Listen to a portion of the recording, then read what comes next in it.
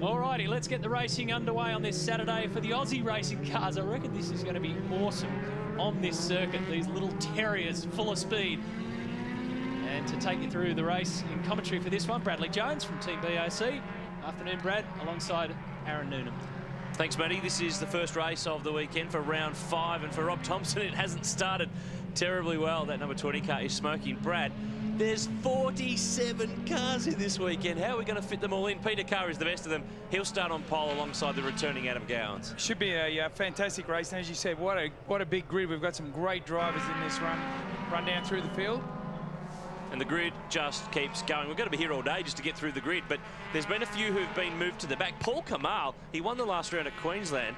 He's right in the middle there in position 18, and down the back, Tyler Owen is usually a front runner. Qualified 5th, was given a penalty though. He was a bit of a naughty boy when it came to yellow flags. He passed during the qualifying session under yellows. He's been put to the back. Not a good day to be at the back. And same for Tim Miles. He got a 10-second penalty for passing under a yellow. Timmy, for those that don't know, is a guy that orchestrated the sale of VA supercars and petrolhead, so it'll be interesting to see how he goes. Yeah, former partner too in the Tasman Motorsport team. There's Tyler Owen way back, row 22, and Samantha Reid has taken over car 16 this weekend. Kevin McGee, the former motorcycle ace, was due to drive that car, but unfortunately there's been a death in the family, so Kevin's returned to New South Wales. So Sam from the Shannon Supercar Showdown has jumped aboard. We'll be aboard with Tyler Owen. We'll get to see all of his work today. He's got a lot of cars in front of him. He is a championship contender. He is right up there. He comes into this weekend tied on points with young Adrian Cottrell, who is on the second row of the grid. That is a lot of ground to make up. Well, he does have a lot of ground to make up. These are fantastic little cars. I raced one at Winton a couple of years ago, and they certainly are taily, fast, exciting little cars, and should be a great race. 46.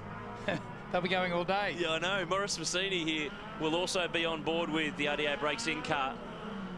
And let's have a look at the way that they sit coming into this round. Adrian Cottrell, the leader, tied with Tyler Owen, Peter Carr, Kyle Clues, the reigning champ, Simon Smith in 5th, Darren Chamberlain only 36 points away. They do a really good point system with this category, Brad. In they take the round weekend result and then apply points on a 1-point increment, so it keeps it tight all the way to the final round. Well, it is so tight. Look at that. We could have anyone take this championship out, and I just got a feeling we're in for a bumper race with long straights and slipstreaming. These little cars, 3 wide, coming onto the straight. I'm sure we're going to see some cracking racing here.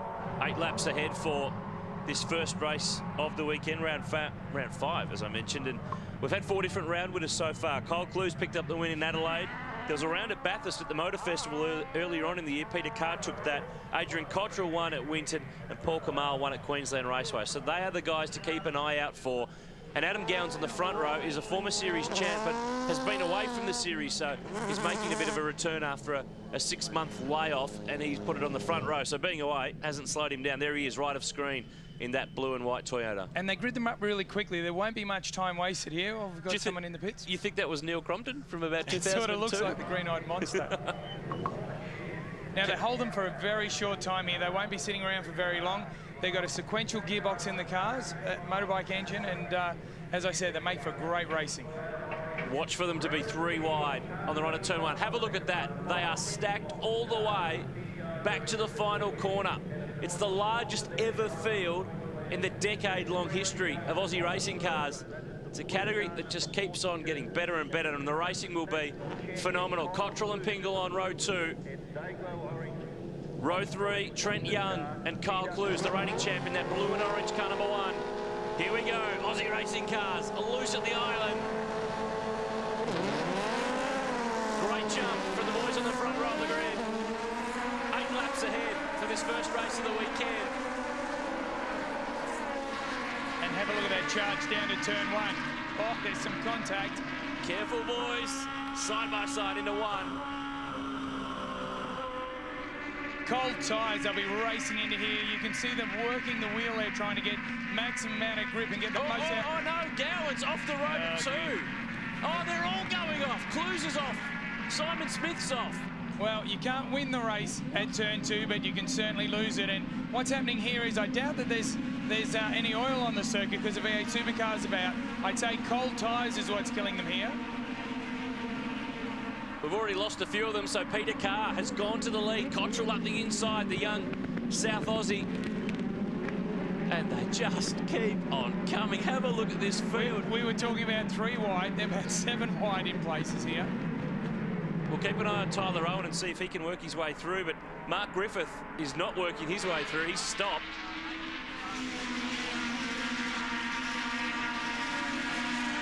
Locking in, that's Grant Ludby in the yellow number 30, but Peter Carr leading the way, has been very solid this year. And he's actually scooting away to a little bit of a lead. Let's hope that he's not going to get too big a gap and they can use the slipstream effect to pull him back in. Oh, look at this.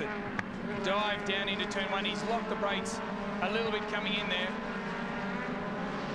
They're all locking up. Kyle Klu's there trying to just recover some ground because he knows that the guy out in front, Peter Carr, has won 7 races this year. That's more than any other driver in the Aussie Racing Cars Super Series. Paul Kamal here, former champion, the VIP Pet Foods Ford, right in behind, tucked up on Brendan Pingle. And he's doing a great job. He's charged through that field on the first lap, and he wants to get to the front. He doesn't want to let them slip away too much. You know he started 18. I know. He's 4th. And he's been around for a long time. He understands what you need to do to get the best out of this tyre. Look, slippery surface flag at turn 1, and it catches another one. Darren Massini rips the bodywork off the front.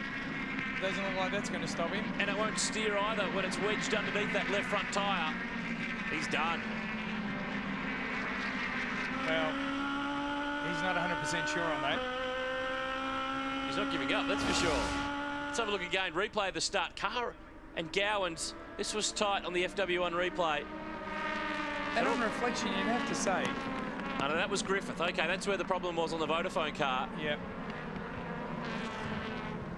And then turn 2 and we lost half the field. Well, it's almost like there's some oil out there, but I'd be very, very surprised. There's no flag, so I doubt that. I think I saw a red and white striped flag. So, wouldn't mind betting. Yeah, there's another one there at Southern Loop. So remember there was a car smoking, Rob Thompson's car, on the warm-up lap. I reckon he's left a present for everyone. I absolutely think you're right there, and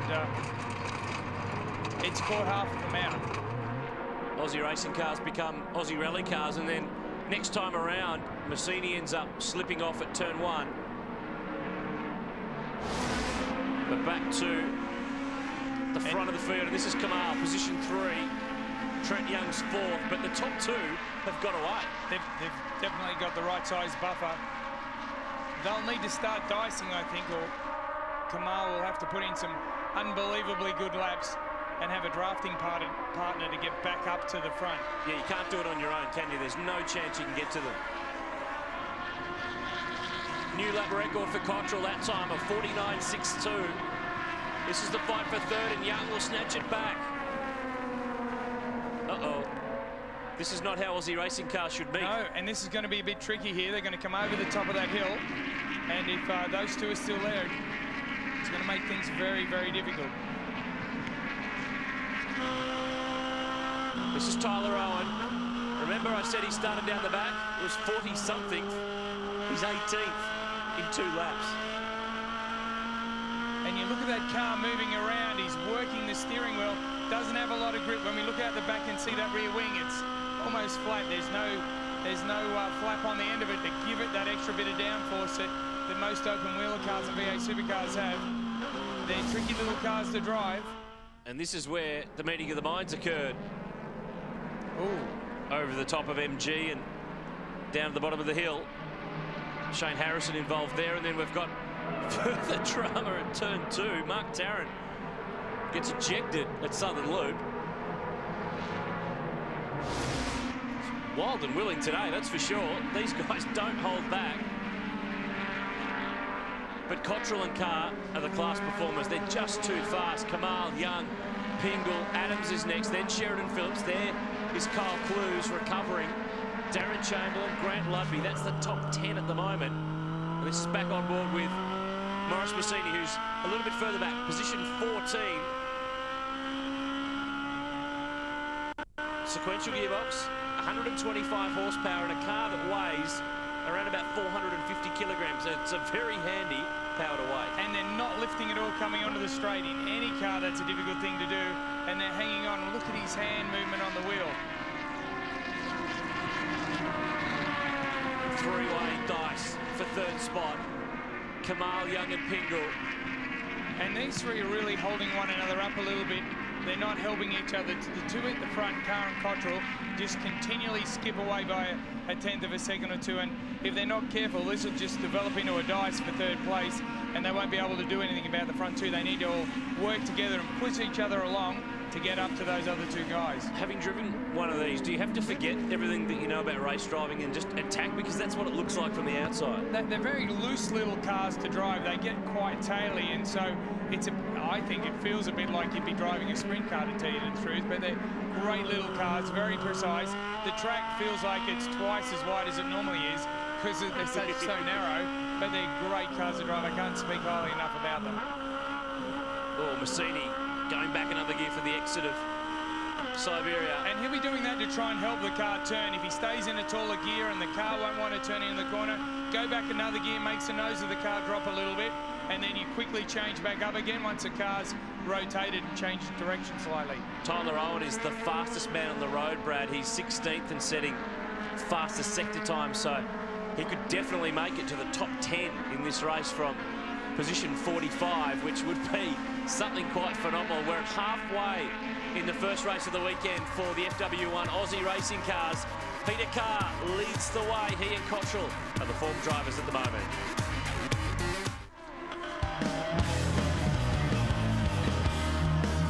Back on race day extra at the Island. It's a big weekend at the LNH 500, and the Aussie Racing Cars have got us going. Peter Carr is the race leader. We have got it covered from every angle here for the start of the season of endurance, but there's no endurance here, Brad Jones. It is a sprint, and the guy who is sprinting is Tyler Owen. He's up to 11th.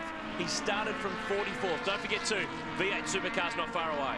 Not only is he up to 11th, he's 9/10 of a second faster than anyone else on the circuit.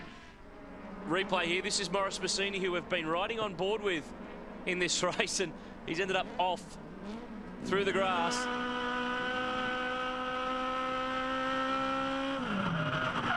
that's how.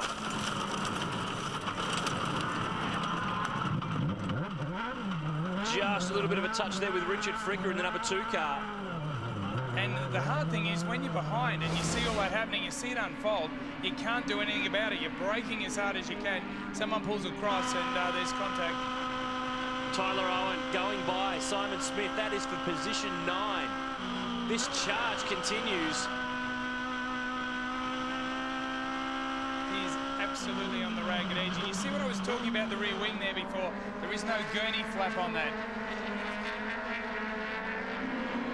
And that turns these cars into great slip streamers down a big long front straight like this one at Phillip Island.